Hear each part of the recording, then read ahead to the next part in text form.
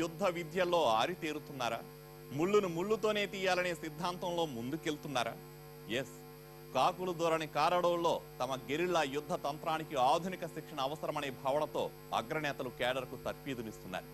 గగనతలంపై నుండి జరిగే దాడిని ఎలా తిప్పికొట్టాలన్న అంశంపై కఠోర శిక్షణకు దండకారణ్యం వేదికగా మారింది. అన్నలను తుదముట్టించేందుకు 2 దశాబ్దాలుగా భారీ ప్రయత్నాలే జరుగుతున్నాయి. కాలక్రమంలో ఇక్కడ పట్టు తగ్గిన దండకారణ్యం తూర్పు భారతంలో మాత్రం తమ బలాన్ని పెంచుకున్నారు. అక్కడి ఆదివాసీ గిరిజన తెగలతో మమేకమై బలపడ్డారు. ఆయుధం కలిగి ఉన్నవాడే సర్కార్ అని నమ్మిన అక్కడి ఆదివాసీలు వారికి చేరువయ్యారు. కొన్ని ప్రాంతాలను విముక్తి ప్రాంతాలుగా ప్రకటించి జంతన్ సర్కార్ పేరుతో సమాంతర ప్రభుత్వాన్ని నడుపుతోంది మావోయిస్టు పార్టీ. అక్కడ పట్టును నిలుపుకునేందుకు మావోయిస్టులు శిక్షణ పొందుతున్నారు.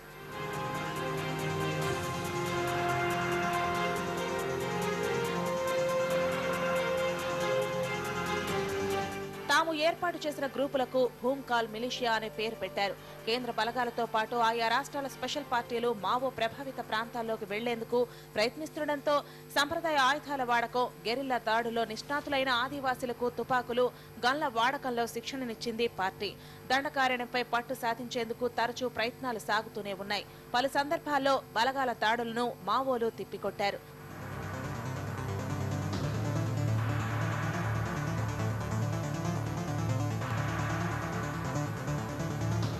గాలిబాటన ఏరువేతకు అడవుల్లోకి వెళితే మందుపాత్ర ధాటికి జవాన్లు ఎంతో నష్టపోయారు.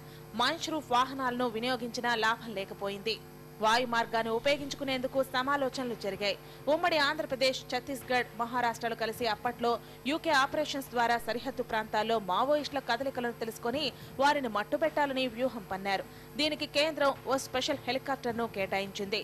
విశాఖపట్నంలో బేస్ క్యాంప్ ను ఏర్పాటు చేసి ఆయా రాష్ట్రాల్లోని సరిహద్దు ప్రాంతాల్లో హెలిప్యాడ్లను సైతం నిర్మించేందుకు నిర్ణయించారు.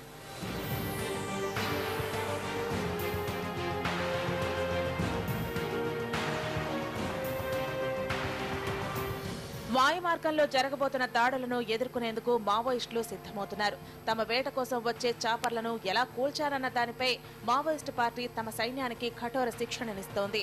ఇందుకోసం దండకారణ్య ప్రాంతంలో ప్రత్యేక శిక్షణ క్యాంపులను ఏర్పాటు చేస్తోంది. మావోలు వద్ద రాకెట్ లాంచర్స్ వంటి ఆయుధాలు ఉన్నాయని గతంలోనే రుజువైంది.